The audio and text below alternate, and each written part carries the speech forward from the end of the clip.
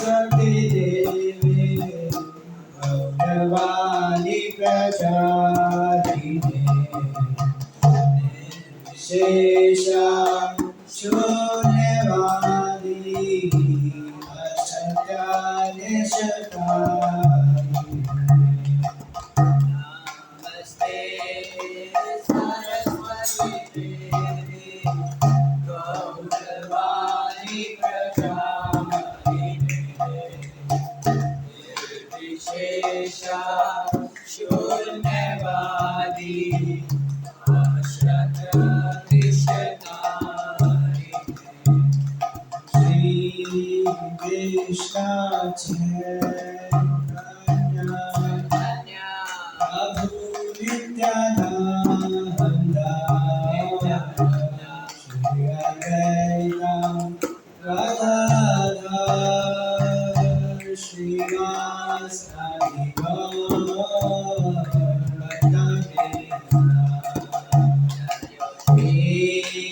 कृष्ण चैतन्य प्रभु नित्यानंद श्री अद्वैत गदाधर श्रीवासादि गौर हरे कृष्ण कृष्ण कृष्ण हरे हरे हरे राम हरे कृष्ण कृष्ण कृष्ण हरे हरे कृष्ण हरे कृष्ण कृष्ण कृष्ण हरे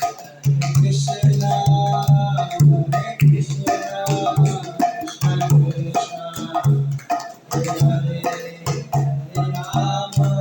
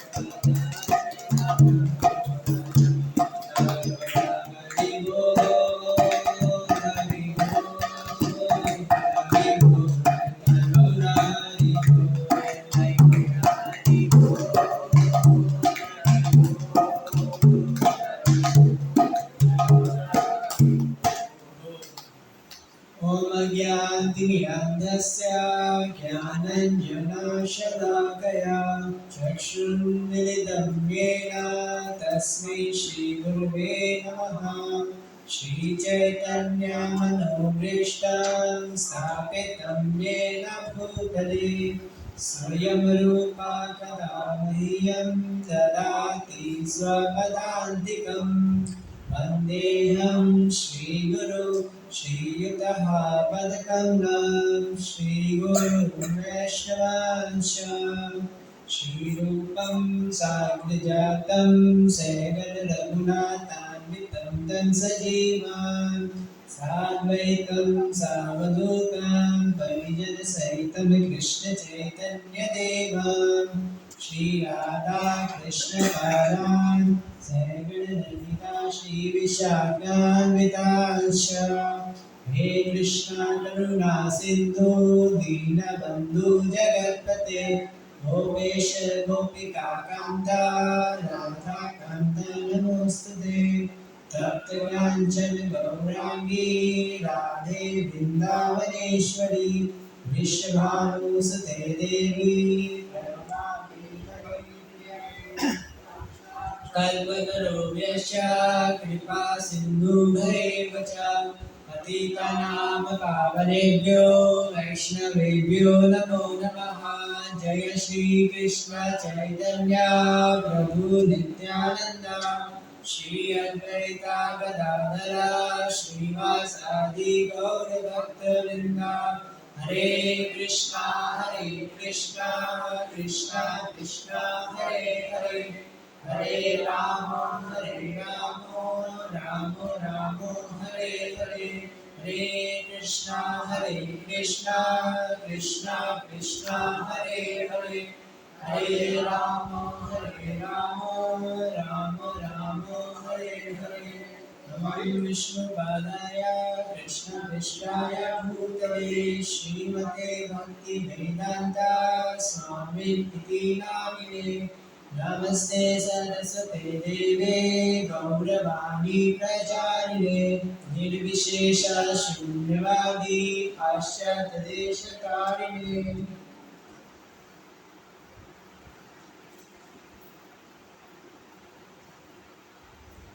हरे कृष्णा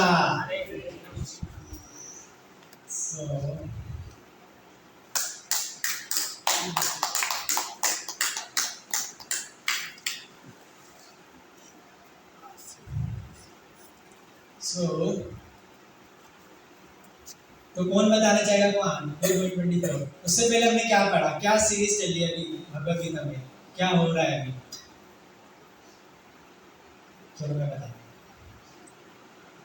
तो अर्जुन जैसे हम सब जानते हैं अर्जुन क्या हो रखे हैं मोहग्रस्त हो रखे हैं और भगवान उनको शिक्षाएं दे रहे हैं क्या किस चीज की शिक्षाएं दे रहे हैं आत्मा की शिक्षाएं दे रहे हैं आत्मा की क्वालिटीज बता रहे क्या क्वालिटीज है तो हमें जितने भी अभी तक हमने पीछे अगर जाए 4-5 श्लोकों से तो भगवान आत्मा की क्वालिटीज बता रहे क्या आत्मा के क्या क्या गुण है वहाँ को उसको मार सकता है वहाँ को उसको बुला सकता है ना शरीर बनने के बाद वो जीवित रहती है सर्वत्र है सर्वव्यापी है शाश्वत है तो भगवान बता रहे हैं अर्जुन को तो भगवान अर्जुन को क्यों बता रहे हैं सब आत्मा का ज्ञान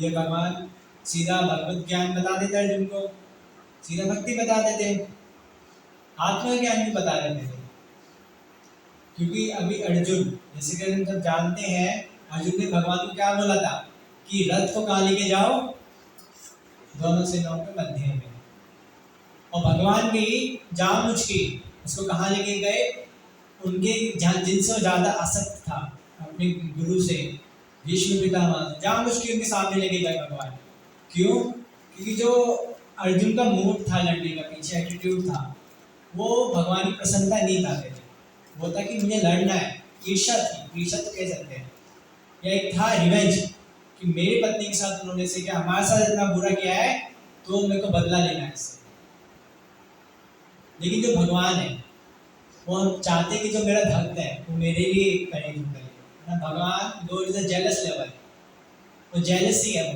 वो सोचते हैं कि मेरे भक्त किसी और के लिए करे तो वो जलते हैं तो भगवान ने बोला भगवान ने सोचा इसका एटीट्यूड मुझे ठीक करना पड़ेगा इसलिए वो कहाँ लेके गए जहाँ उसकी भीष्म पितामह के सामने उनके गुरु के सामने लेके गए ताकि उनका जो मोह है वो निकले यही हुआ जैसे लेके गए अर्जुन का जो मोह था जो अटैचमेंट थी जो अध्यात्म बुद्धि थी वो निकली और क्या क्या अर्जुन तर्क दे रहे हैं बहुत सारे तर्क दे रहे हैं हम सबने पढ़ा कि अर्जुन क्या बोल रहे हैं कि इनको मानने से क्या होगा हम सब धन संपत्ति इकट्ठा करते हैं धन संपत्ति क्यों इकट्ठा करते हैं ताकि अपने परिवार के साथ भोग सके उसको परिवार के साथ एंजॉय कर सके तो अर्जुन क्या बोल रहे हैं क्या पहला रुख है कि इन सबको मानने के बाद अगर मुझे धन संपत्ति मिल भी जाएगी तो उसको क्या फायदा जिनके साथ मुझे एंजॉय करना वही नहीं रहेंगे और दूसरा तर्क देते हैं कि क्या फायदा से धन संपत्ति का जिसमें इन सबका लत लगा हो और तीसरा तर्क देते हैं इससे अच्छा है इनको मानने से अच्छा है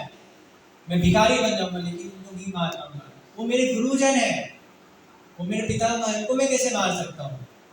तो सब बहुत सारे तर्क देते हैं अर्जुन, बहुत सारे तर्क देते हैं। जितने भी सारे तर्क थे अर्जुन के, क्योंकि वो अभी देहात्म बुद्धि के इस लेवल पे थे, इसलिए भगवान के लिए उनकी देहात्म बुद्धि जो थी। और तो अर्जुन बहुत ही क्या, अर्जुन जी बहुत ही क्वालिफाइड है, दिव्य है, बस वो हमको समझाने के लिए, ताकि जो हमारी देहात्म बुद्धि है उससे मुक्त उठ सके, इसलिए वो इस स्टेज पे आते हैं। तो अर्जुन देहात्म बुद्धि जागी, तो भगवान ने इसलिए आत्मज्ञान दिया उनको पहले, कि जो उनकी देहात्म बुद्धि, जो सही से अटैचमेंट है दूसरों के, वो कट सके, जो उनका मोह है वो कट सके। इसलिए भगवान ने सीधा भगवत प्राप्ति नहीं दिया। और भगवान ने भी तब तक उनको नहीं दिया ज्ञान जब तक उन्होंने इनको गुरु स्वीकार नहीं किया। क्या जैसे पहले हम देख रहे हैं, भगवान अर्जुन तर्क दे रहे हैं, भगवान तर्क दे रहे हैं, अर्जुन तर्क दे रहे हैं, भगवान तर्क दे रहे हैं, लेकिन भगवान तर्क दे रहे हैं कैसे फ्रेंड की तरह। लेकिन जैसे अर्जुन ने 2.7 में बोला, कार्पण्य तो स्वभाव पृच्छामि त्वां धर्म सम्पूर्ण चेता यस्यं निश्चितं हृदयं में शिक्षस्तं साधिमां त्वां प्रपन्नम्। अर्जुन ने क्या बोला भगवान को 2.7 में, कि मेरी कर्पण्य बुद्धि हो गई है, मुझे समझ नहीं आ रहा क्या मेरे लिए श्रेष्ठ है, इसलिए आप मुझे बताइए माधव कि मेरे लिए क्या श्रेष्ठ है, क्या मेरे लिए श्रेष्ठ है। अब मैं क्या हूँ, शिष्यस्ति त्वां काम प्रपन्नम, अब आप मेरे गुरु हैं, मैं आपका शिष्य हूँ, इसलिए आप मुझे बताइए। तो अब भगवान गुरु की पोजीशन लेते हैं मित्र के हट के। अभी मित्र थे तो बता लेते, सुन लेते, बता लेते। जैसे भगवान ने अर्जुन ने भगवान को गुरु स्वीकार किया और गुरु ने अर्जुन को शिष्य स्वीकार किया, वैसे भगवान ने क्या करा, सबसे पहले इनको डांटा, उनकी जो डांटा, गुरु का ये काम होता है, शिष्य अगर गलती कर रहा है तो उसे डांटना, इसलिए गुरु का मतलब होता है हैवी। तो भगवान ने जैसे गुरु स्वीकार कर अर्जुन ने, वैसे भगवान ने डांटे 2.11 में, क्या बोले, आसोशय अनुशोचस्तम प्रज्ञावादं च भाष्य से गता सुन अगता सुन च नानुशोचति पंडितः। हे अर्जुन, तुम बातें तो पंडितों वाली करते हो, लेकिन उन चीज के लिए शोक कर रहे हो जो शोक करने के लिए है ही नहीं।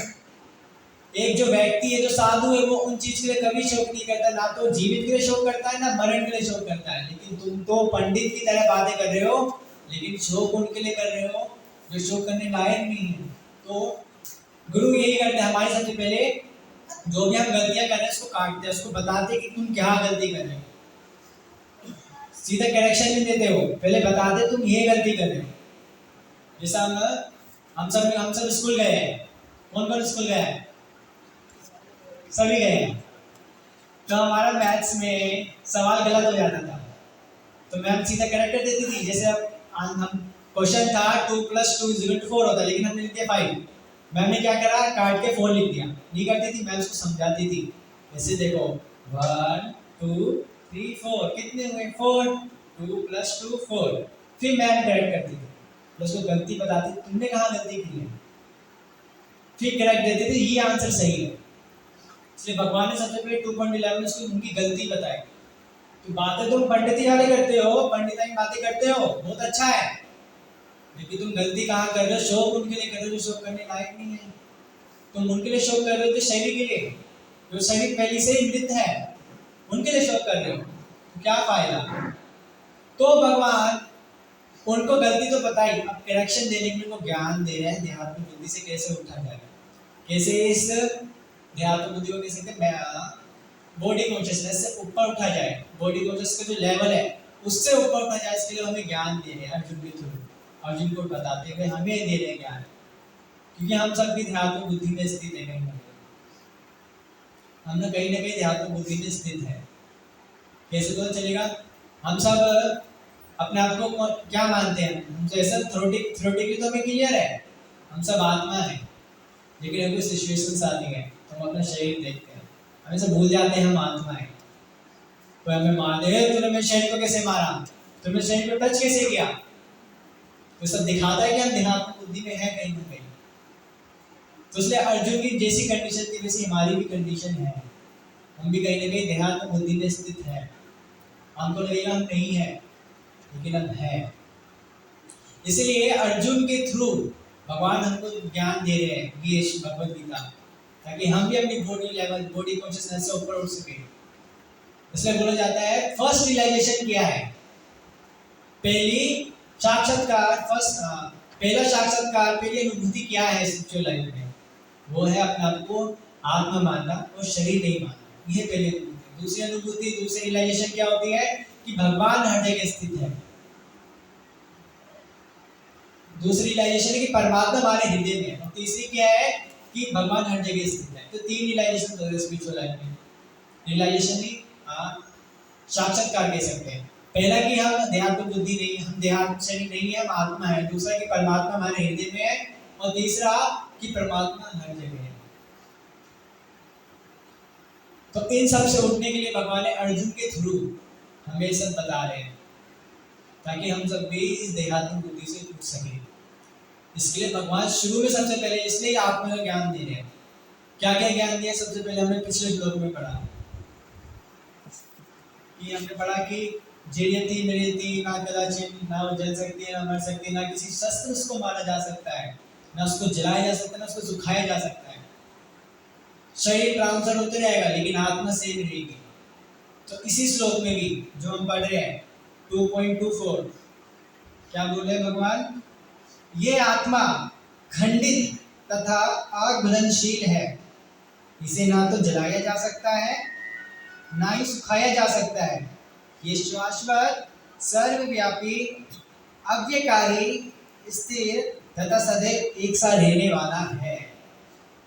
तो ये हम देखेंगे अगर पिछले श्लोक में जाए। पिछले श्लोक में भगवान क्या बोल रहे हैं? ये आत्मा ना तो कभी शस्त्र द्वारा खंडन किया जा सकता है, ना अग्नि द्वारा जलाया जा सकता है, ना जल द्वारा भिगाया जा सकता है, ना वायु द्वारा सुखाया जा सकता है। हम इसके बस एक श्लोक पीछे जाए तो उसमें भगवान सेम लाइन बोल रहे हैं, ना उसको जलाया जा सकता है, ना उसको सुखाया जा सकता है, ना उसको खंडित किया जा सकता है। फिर दोबारा की बोला भगवान ने, फिर दोबारा की बोला, पहले पिछली बार में पिछले श्लोक में बोला कि इसको ना तो जल द्वारा सुखाया जा सकता है, ना वायु द्वारा उसको सुखाया जा सकता है, ना गीला किया जा सकता है, ना जलाया जा सकता है। फिर दोबारा भगवान ने बोल दिया सही में कि ना तो खंडित है, ना अघुलनशील है, ना इसको जलाया जा सकता है, ना उसको सुखाया जा सकता है। तो दोबारा क्यों बोल रहे हैं? क्योंकि भगवान इसको इम्पोर्टेंस बताना चाहते हैं इसकी। हम कोई चीज़ दो बार बोलते हैं तो हम क्या दिखाते हैं कि नहीं बहुत इंपॉर्टेंट है। मैं बोलूँ आप पानी को उधर रख दीजिए, लेकिन दो तीन बार बोलो आप पानी को उधर रखिए जल्दी, पानी को उधर रखिए जल्दी, तो इससे इफेक्ट पड़ता है हमारे में कि हाँ ये इंपॉर्टेंट है। इसलिए भगवान यहाँ पे दूसरी बात बोल रहे हैं, दूसरी बात सेम लाइन कि ना तो इसको खंडित किया जा सकता है, ना अघुलनशील है। तो इस श्लोक में क्या क्वालिटी बता रहे हैं? पहला, आत्मा की ये ना तो खंडित हो सकती है। हम सोचे आत्मा खंडित हो सकती है, जैसे श्री विग्रह है, हल्के से टूट जाते हैं तो खंडित हो जाता है। कोई हम पूजा करते हैं उसमें कोई शुद्ध अदोष आ जाता है, कोई गलत कार्य हो जाता है, कोई गलत विधि हो जाती है तो वो भी खंडित हो जाती है पूरा। तो ऐसे ही हम सोचे कि आत्मा खंडित हो जाएगी कुछ गलत चीज करके या कुछ करके, तो भगवान यहाँ पे क्लियर करे और कभी खंडित नहीं हो सकती। दूसरी क्या क्वालिटी बताई? अघुलनशील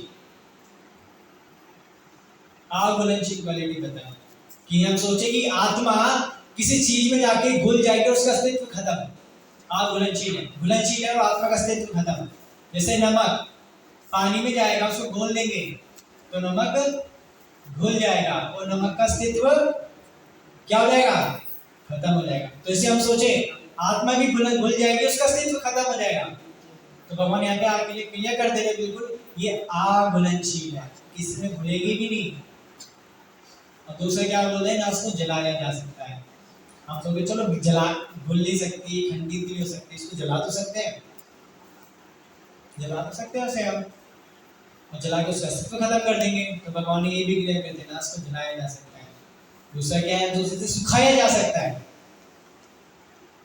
सुखा देंगे उसको, तेज धूप लाएंगे, तेज लाइट करेंगे, उसको आग के पास रखेंगे, जलाएंगे नहीं, उसको पानी नहीं छोड़कर उसको सुखा के खत्म कर देंगे उसको। तो भगवान यहाँ पे भी क्लियर कर देते हैं कि इसको ना सुखाया जा सकता है, ना इसे सुखाया जा सकता है, ना तो उसे जलाया जा सकता है, ना उसे सुखाया जा सकता है, ना उसे मिला के उसका अस्तित्व खत्म किया जा सकता है, ना उसे खंडित किया जा सकता है। क्यों नहीं किया जा सकता? उसकी अगली लाइन में बता रहे हैं भगवान, क्यों नहीं किया जा सकता? भगवान बता रहे हैं क्योंकि ये क्या है? शाश्वत है, सर्वव्यापी है, आविकारी है, स्थिर तथा सतत एक साथ रहने वाली है। तो भगवान ने रीजन भी दे दिया क्यों वो खंडित नहीं हो सकती, क्यों वो भूल नहीं सकती, उसका अस्तित्व खत्म नहीं हो सकता, क्यों वो जल नहीं सकती, क्यों वो सूख नहीं सकती। रीजन भी दे दिया भगवान ने। बोला ना भगवान is a perfect teacher, spiritual teacher, perfect गुरु है। हमको करेक्ट भी देंगे, हमें सोल्यूशन भी देंगे, उसके पीछे का रीजन भी देंगे कि क्यों है ऐसा। तो भगवान ने पहले अर्जुन को करेक्ट किया, फिर सोल्यूशन दिया, फिर ये भी बताया सोल्यूशन के कारण क्या थे, कैसे सोल्यूशन है। तो भगवान बता रहे खंडित नहीं हो सकती, कुछ नहीं हो सकती। क्यों? 5 चीजें बता रहे, शाश्वत है, सर्वव्यापी है, आविकारी है, स्थिर है तथा सदैव एक से रहने वाली है। इसलिए ना तो ये जलाई जा सकती है, ये नहीं जा सकती, कुछ नहीं हो सकता, ये अमर है, जैसी की वैसी ही है, शाश्वत है। शाश्वत मतलब होता है जो था, है और रहेगा, यानी कि जो सृष्टि से पहले थी, सृष्टि हो रखी है और सृष्टि के बाद भी रहेगी। पहला मतलब शाश्वत है। दूसरा मतलब कि इसको कोई, हम इसका कोई स्टार्टिंग पॉइंट नहीं देख सकते कि स्टार्टिंग पॉइंट क्या है आत्मा का, और ना एंडिंग पॉइंट दे सकते हैं। शाश्वत, एटर्नल, शाश्वत है। और दूसरा इसमें क्या बताया भगवान ने कि क्या है? सर्वव्यापी है, सर्वव्यापी है। अब इसमें एक क्वेश्चन उठते हैं कि देखो भगवान ने बोल दिया आत्मा सर्वव्यापी है, यानी कि आत्मा क्या हुई? परमात्मा हुई, क्योंकि परमात्मा ही सर्वव्यापी हुआ ना। लेकिन भगवान ने आपको बोला आत्मा सर्वव्यापी है, तो भगवान वो आत्मा सर्वव्यापी कहना चाह रहे कि हर जगह विभिन्न तरह की आत्माएं होंगी, हर जगह आपको कोई ना कुछ आत्मा मिलेगी। अब आपसे क्वेश्चन पूछता हूँ, आपके शरीर में कितनी है, आपके शरीर में कितनी आत्मा है? मैं कहूँ एक से ज्यादा है, एक से ज्यादा है। मैंने ये नहीं पूछा आपकी कितनी है, मैंने पूछा कितनी आत्मा है। अब जरूरी नहीं आपकी आत्मा, आपके अंदर कीड़े भी होंगे, पेट में कीड़े भी होंगे, दांतों में कीड़े लगे होंगे, उनके अंदर भी तो आत्मा है। तो हमारे शरीर में बहुत सारी आत्मा है, लेकिन पूछे पर्सनल कौन सी है? तो इसी प्रकार भगवान बोले आत्मा सर्वव्यापी है, मतलब हर जगह भिन्न भिन्न आत्मा है। इसलिए परमात्मा नहीं, हम परमात्मा नहीं समझते कि सर्वव्यापी हो मतलब परमात्मा हो गई। परमात्मा सर्वव्यापी है। और उसमें भी मायावादी खंडन करते हैं कि भगवान सर्वव्यापी है तो उसका मतलब उनका कान नहीं है, भगवान यहाँ पे भी है, वहाँ पे भी है, वहाँ पे भी, तो उनका कान नहीं है, तो भगवान क्या होगा? निराकार हो गए। ये जो साकार पूजा कर रहे हैं सब बकवास है, तो निराकार आदि सोचते हैं, क्योंकि भगवान हर जगह तो उनका अस्तित्व नहीं है। तो सिंपली हम परमात्मा को अच्छे से समझ सकते हैं सूरज से। सूरज एक है लेकिन हमें हर जगह दिखता है। हम यहाँ पे बैठे मुझे सूरज दिखेगा, मैं अपने घर में वहाँ पे दिखेगा, आप अपने घर में वहाँ पे दिखेगा, हर जगह दिख रहा है। तो सिर्फ का परमात्मा है, तो एक होते हुए भी हर जगह दिख रही है, और इसका मतलब ये नहीं कि अस्तित्व नहीं है। तो सूरज हर जगह दिख रहा है, इसका मतलब तो अस्तित्व नहीं है, अस्तित्व है। इसी प्रकार परमात्मा, तो सूरज एक होकर हर जगह दिख रहा है, तो भगवान परमात्मा रूप में नहीं हो सकते, वो निराकार कैसे हो सकते? तो आत्मा क्या है? शाश्वत है और सर्वव्यापी है। और तीसरा इसमें क्या बोल रहे हैं भगवान? अविकारी।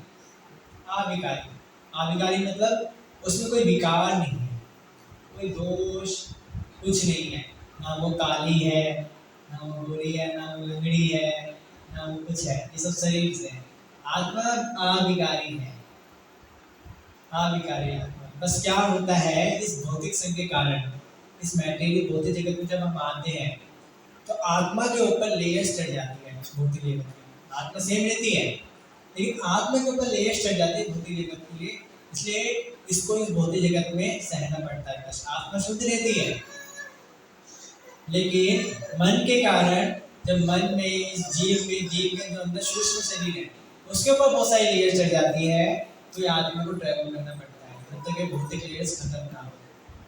तो आत्मा अविकारी है, इसमें कोई विकार नहीं, शुद्ध है, सत चित आनंद। ब्रह्मा जी बोलते हैं ना, गोविंद माली पुरुषम तमहम भजामि। मैं उन गोविंद का भजन करता हूँ जो आदि है।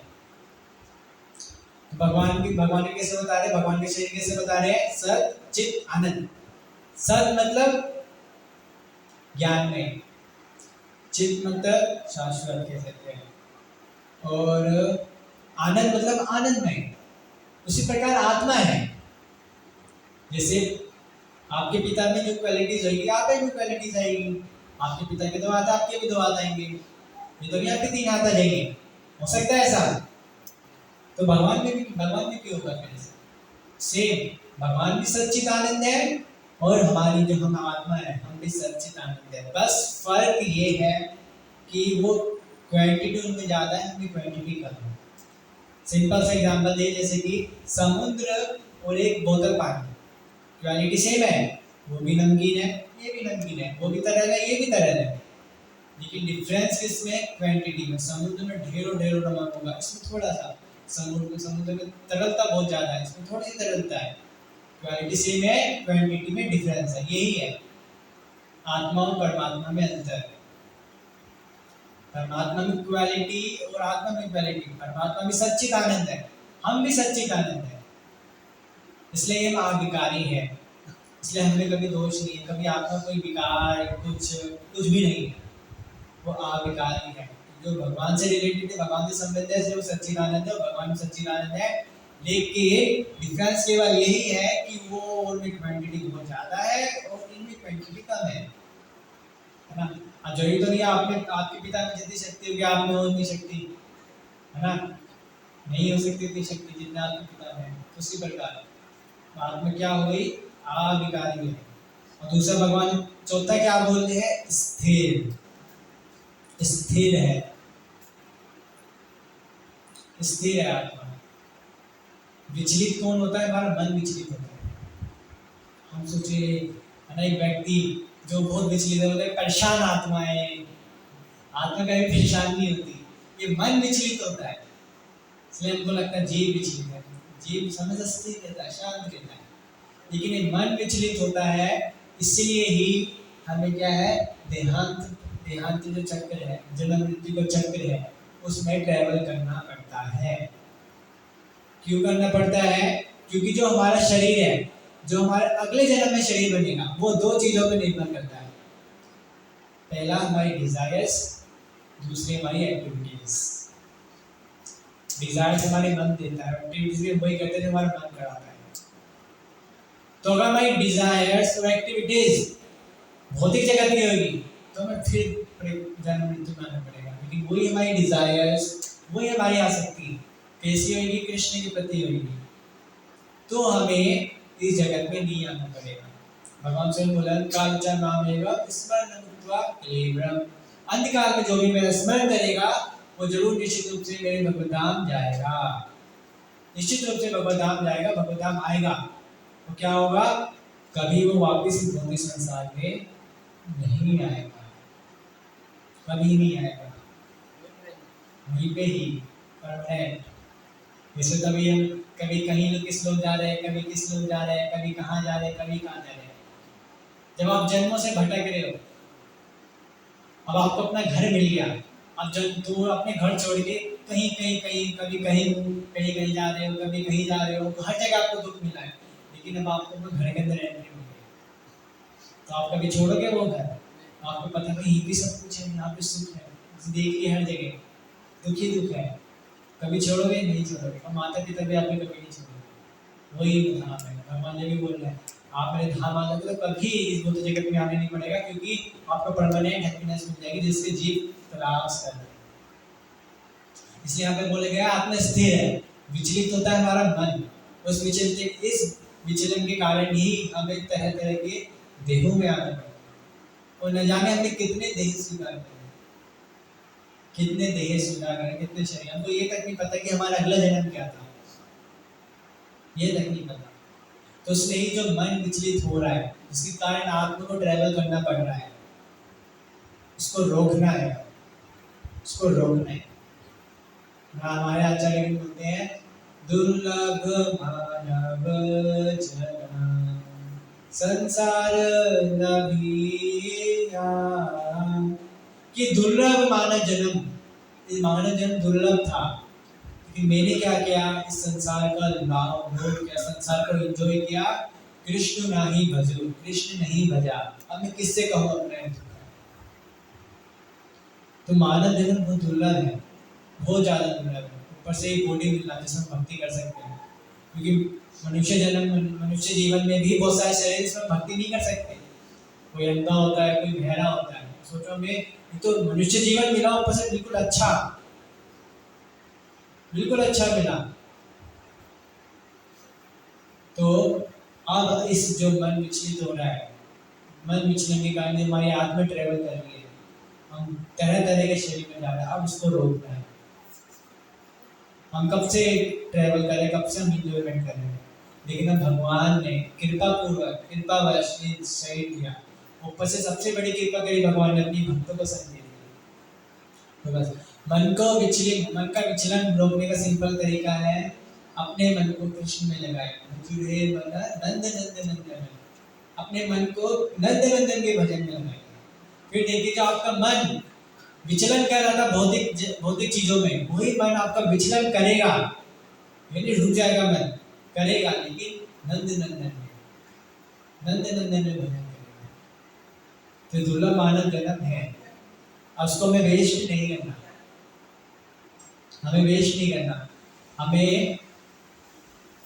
हमें बहुत जन्मों में कहीं हमें टैक्सी मिली, कहीं हमें ट्रैक्टर मिला, शरीर मिली, कुछ ना कुछ मिला, लेकिन अब हमें मिला है एरोप्लेन। एरोप्लेन सबसे बेस्ट, जो सबसे तेज पहुंचाता है। तो बस अब इसका यूज करना है अच्छे से। अब एरोप्लेन में यूज नहीं करेंगे तो वापस हम कभी साइकिल में आ जाएंगे, कभी किस में आ जाएंगे, वही हमारे स्पीड से मिल जाएंगे, वही फिर हम भगवत धाम नहीं जा पाएंगे। तो हमें सब इस धाम जो हमें शरीर मिला है, इसको ऐसी जो दुर्लभ है, इसको ऐसे नहीं लगाना, भजन में लगाना है। हमारे आचार्य बोलते हैं, मनुष्य जन्म पाया राधा कृष्ण नहीं बजिया, जानिए सुनिए विष खाइयो। तो मनुष्य जन्म पा लिया तुमने, राधा कृष्ण का भजन नहीं किया, जानिए सुनिए विष खाइयो। जान बुझकर तुमने क्या किया है, विष खाया है। अगर तुमने राधा कृष्ण का भजन नहीं किया, जगन्नाथ का भजन नहीं किया, तो जो हमारी आत्मा स्थिर है, इसको भी स्थिर तो है, लेकिन इस मन को विचलन जो कर रहा है, उसको आप रोकना है। मनुष्य जन्म में अपने मन को भगवान के नंद नंदन के गान भजन में लगा के, जगन्नाथ के भजन में लगा के, राधा माधव के भजन में, तभी जो हमारा जन्म जन्मांतर चक्र है वो रुकेगा। आगे भगवान क्या बोलते हैं, क्या कारण है, ये क्या रहती है, सदैव एक सा रहने वाला है, सदैव एक रहती है। आत्मा का साइज क्या है? हाँ, हम कोई सोचे, हमारे पहले तो ये होता है कि आत्मा है तो दिखाओ, दिखाओ आत्मा है तो तुमको ये बोलना चाहिए कि अभी देखिए, अभी भी बहुत सारे बैक्टीरियाज है जो हमारे आंखों के सामने घूम रहे हैं, जो एटमॉस्फेयर में घूम रहे हैं, वो हमको दिख रहे हैं? नहीं दिख रहे। हम माइक्रोस्कोप में लगा लेंगे, उससे गोगल्स लगा लेंगे, फिर हमको बैक्टीरिया नहीं दिखेगी। बस का मतलब ये तो नहीं वो है नहीं, वो तो है, बस हम अपनी नेक्ड आइज से नहीं देख पाए। उसके लिए हमें क्या चाहिए, एक स्पेसिफिक मशीन चाहिए, स्पेसिफिक टेक्निक चाहिए, जिसके द्वारा हम बैक्टीरिया को देख सकें। उसी प्रकार आत्मा है। आत्मा के साथ शास्त्र में बताया गया, बाल का सबसे आगे वाला जो हिस्सा होता है ना, टिप, वो अगर बोलते थे बाल का 10,000वां हिस्सा, तो मानते जिसके बाल तो बड़े होते हैं, उनकी आंखें छोटी हो गई, तो क्या बोला है कि बाल का टिप का आगे वाले हिस्से का 10,000वां हिस्सा जो है वो आत्मा का सही है। सोचो हम नेक ऐसे देख सकते हैं अपनी, एक बैक्टीरिया को देखने के लिए हमें स्पेसिफिक टेक्निक चाहिए, स्पेसिफिक मशीन चाहिए जिसको हम देख सकें, तो मैं आत्मा को कैसे देख सकता हूँ? तो इसका मतलब ये होता है उसका अस्तित्व खत्म है, अस्तित्व है ही नहीं। उसका अस्तित्व है, बस अपनी नेक टैग से नहीं देख पा रहे, हम उसको नेक टैग से नहीं देख पा रहे। हमको आत्मा को देखना भी नहीं है, हम आत्मा देख लेंगे डर जाएंगे।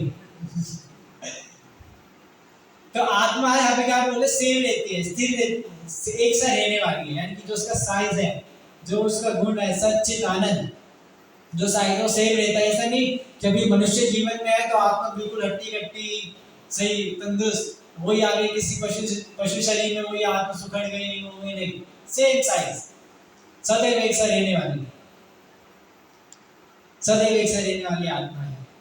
तो ये भगवान 5 चीजें बताते हैं क्यों आत्मा अघुलनशील है, क्यों आत्मा खंडित नहीं हो सकती, क्यों आत्मा को जलाया नहीं जा सकता, क्यों आत्मा को सुखाया नहीं जा सकता।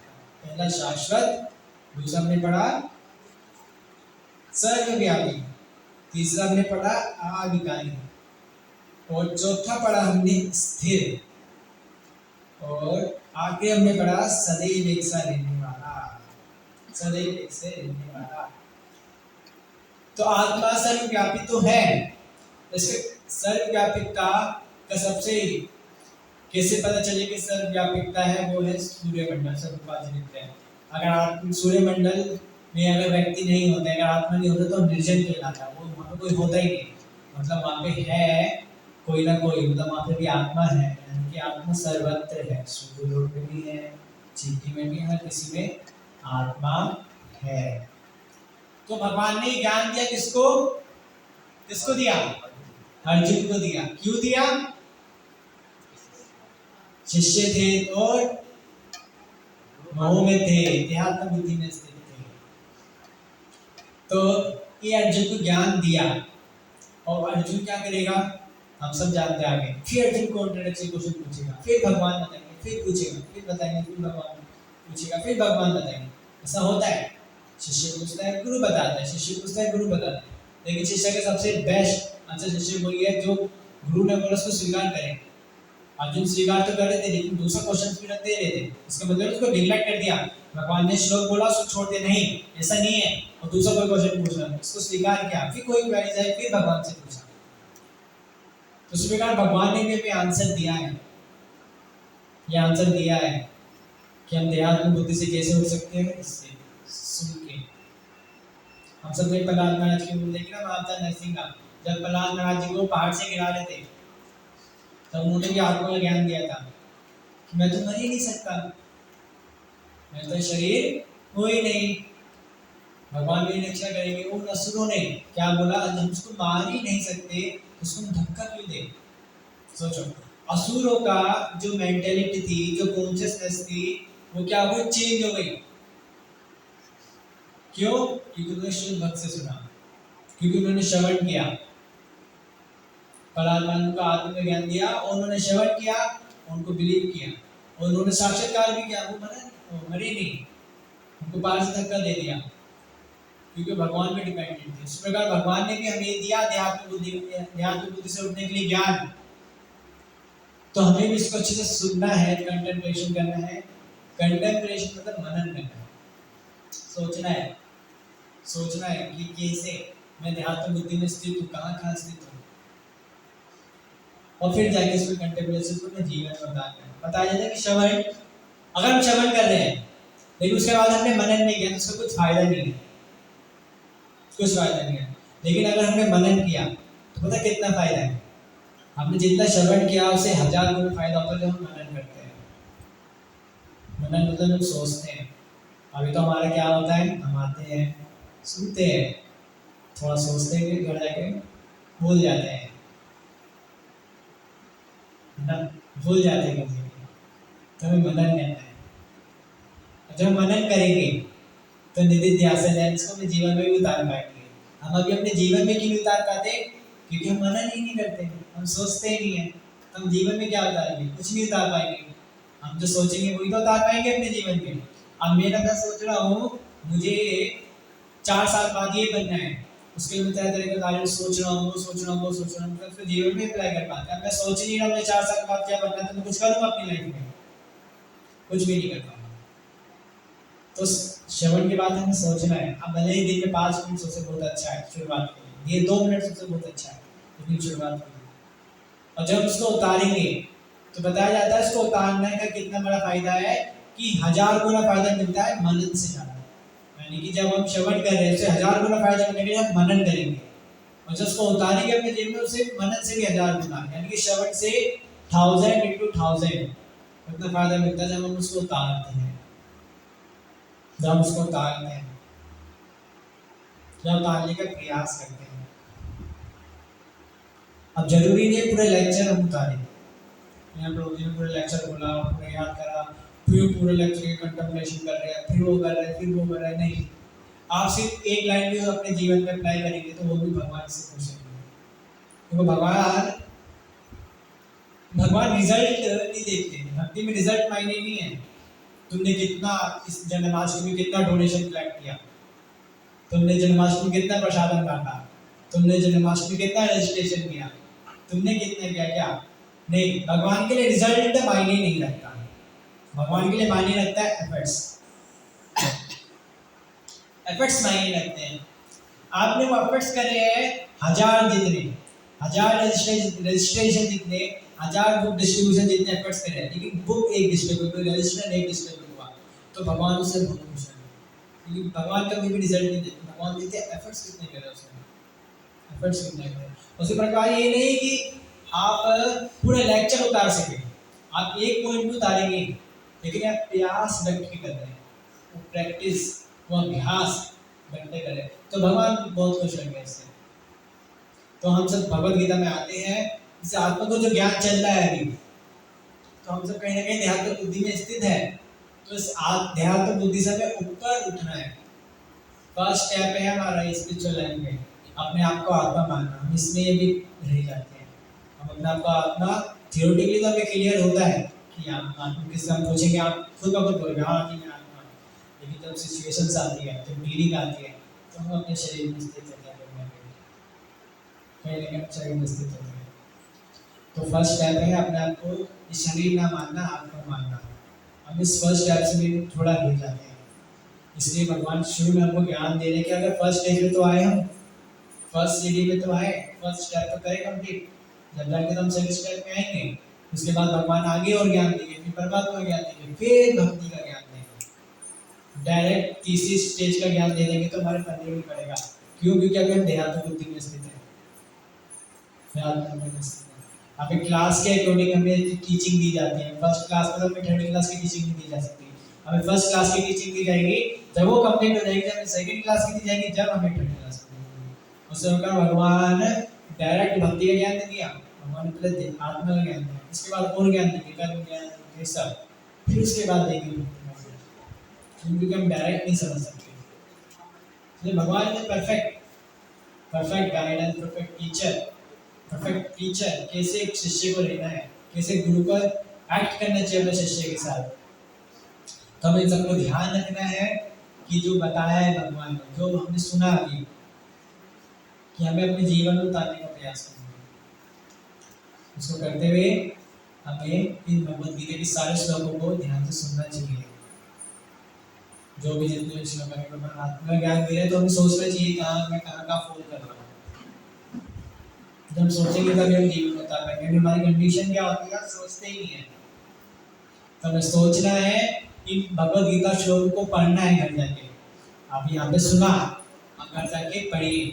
आप जब पढ़ेंगे तो आपको पूरा लेक्चर याद रहेगा, आपको पूरा लेक्चर मन में चलेगा। हाँ, गुरु ने इस लाइन में बताया था, इस लाइन का मतलब ये बताया था, इस लाइन का मतलब ये बताया था, इसका मतलब ये बताया था।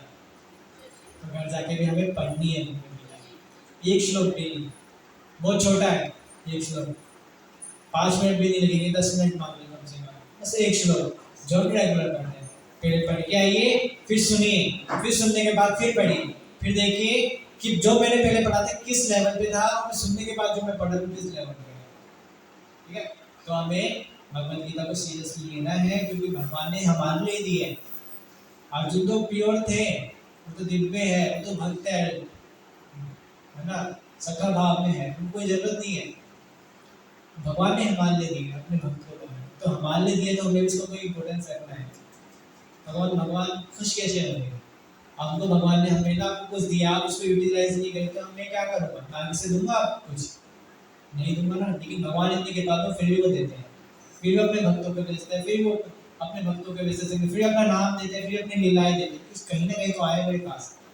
तो भगवान ने सब चीज़ें हमें अपने हमारे लिए दी है, वो सब हमको यूज़ करना है, हमको अपने जीवन में उतारना है, जो भगवान चाहते हैं वो करना है।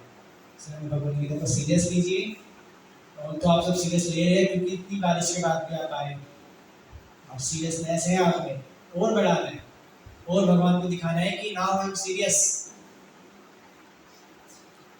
उसको गंभीर लेना है भगवद गीता को। जब भगवद गीता को गंभीर लेंगे तो देखेंगे कि हम सिंपली स्पिरिचुअल लाइफ में प्रगति करेंगे। ठीक है जी, हरे कृष्णा कृष्णा कृष्णा हरे हरे, हरे राम राम राम हरे। तो एक बार मैं पट पढ़ लेता हूँ प्रभुपाद जी का, मैंने पढ़ना भूल गया। तो इसका डायरेक्ट मीनिंग क्या है, तात्पर्य क्या है? ये आत्मा अखंडित तथा अगुणशील है, इसे ना तो जलाया जा सकता है ना ही सुखाया जा सकता है। ये शाश्वत, सर्वव्यापी, अविकारी, स्थिर तथा सदैव एक सा रहने वाला है। तात्पर्य प्रभुपाद जी क्या दे रहे हैं? अणु आत्मा के इतने सारे गुण यही सिद्ध करते हैं कि आत्मा पूर्ण आत्मा का अणु अंश है, यानी कि छोटा एटम अंश है, एटम पार्ट कह सकते हैं, और बिना किसी परिवर्तन के निरंतर उसी तरह बना रहता है। इस प्रसंग में अद्वैतवाद को व्यवहारित करना कठिन है, क्योंकि अणु आत्मा कभी भी परमात्मा के साथ मिलकर एक नहीं हो सकता। भौतिक कलमश से मुक्त होकर अणु आत्मा भगवान के तेज की किरणों की आध्यात्मिक सुफलिंग बनकर रहना चाह सकता है, किंतु बुद्धिमान जीव तो भगवान की संगति करने के लिए वैकुंठ लोक में प्रवेश करता है। स्वर्गात शब्द महत्वपूर्ण है, क्योंकि उसमें कोई संशय नहीं है कि जीव भगवान की समग्र सृष्टि में फैले हुए हैं। वह जल, थल, वायु, पृथ्वी के भीतर तथा अग्नि के भीतर भी रहते हैं। जो ये मानता है कि वह अग्नि में स्वा हो जाते हैं, वह ठीक नहीं है, क्योंकि यहाँ कहा गया है कि आत्मा को अग्नि द्वारा जलाया नहीं जा सकता। अतः इसमें संदेह नहीं है कि सूर्यलोक में भी उपयुक्त प्राणी निवास करते हैं। यदि सूर्यलोक निर्जन हो तो स्वर्गात शब्द निरर्थक हो जाता है। तो इसमें बहुत अच्छे से बताते हैं।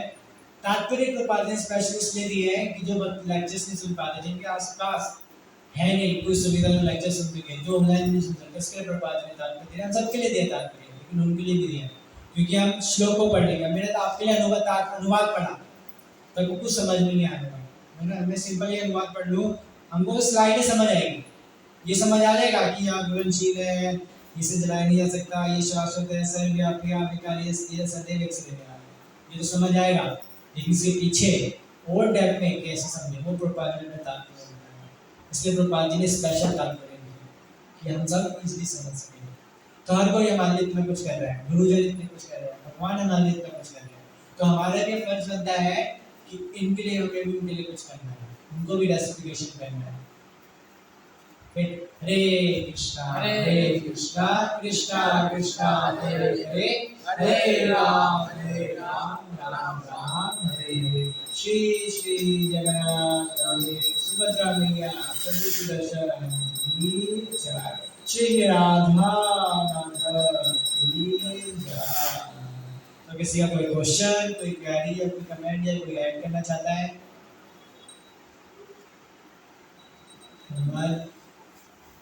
ओके।